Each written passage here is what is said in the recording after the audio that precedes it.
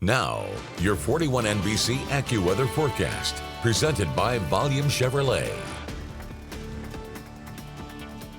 Well, welcome back. Downtown Macon here. Not a whole lot going on. Not as pretty with the orange now as the sun has gone down, but radar is still quiet for us. Looks like there's been a small shower that has crept into Lamar County. That has been it in regards to rain for us in Middle Georgia up to this point. Of course, the Peach State in itself is seeing some activity. Are we going to fight now? Really?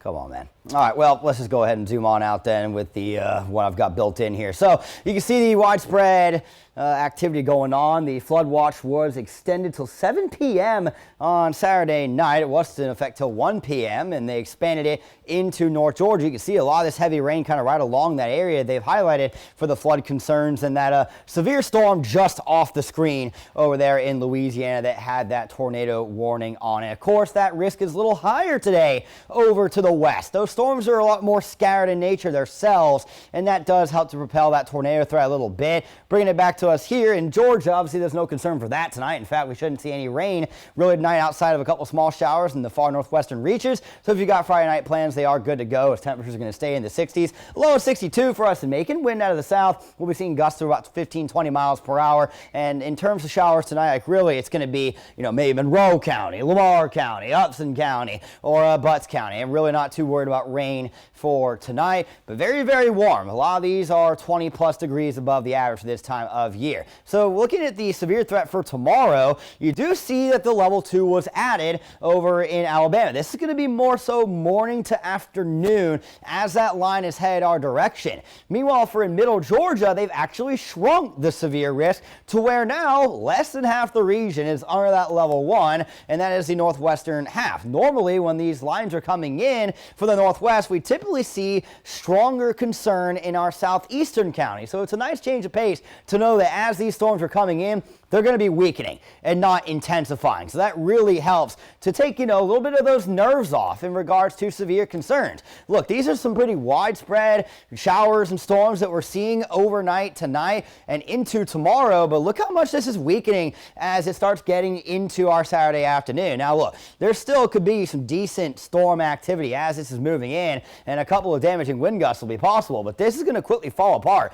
as it moves through Middle Georgia, leaving us with scattered showers through the evening, and then eventually a lot of wind and sunshine on Sunday as blustery conditions will take over on the backside of that cold front. So as we get a closer look at what I just showed you, again, a mix of, cloud cover tonight. I don't think we're going to be seeing any fog. I just think there's too much with the wind gusts out of the south through tonight and into tomorrow. Then we get into your afternoon, right? And I wouldn't be shocked if wind gusts are in the 20 to 30 mile per hour range. You see they're pretty strong here, but there's the most intense storm activity that we will see as these first move in. This is the line, right? So the main threat is damaging wind gusts. A brief spin-up tornado can't 100% be ruled out, but look, if things aren't looking all that organized as it comes in, it's going to continue to weaken as it moves southeast. So that's really, really a nice breath of reassurance. And then it's just left with some isolated showers heading into the overnight hours. And look, we're going to have a lot of high clouds to begin the day on Sunday, and those will work to clear out during lunchtime. But if I got one gripe with this model, is the numbers on your screen right here. Look, these are conservative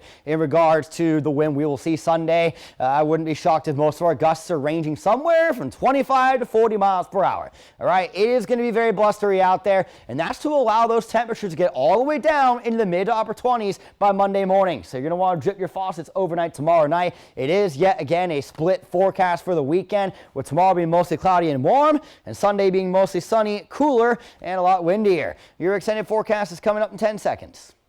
Every new Volume Chevrolet comes with our exclusive 20-year, 200,000-mile warranty, 24-hour roadside assistance, and oil changes for life. Volume Chevrolet. Your 41 NBC AccuWeather 7-day forecast is presented by Volume Chevrolet. So got those storms for us tomorrow, and everybody should get rain. I don't know if it'll be thunderstorms for everybody. That's not a bad thing. Again, that's because that line's going to be weakening as it moves through. Then we remind everybody that, hey, it's still winter. Drip your faucets overnight Sunday into Monday. A lot of highs next week, cooler than lows to end this week. And could be some cold rain next Wednesday and Thursday.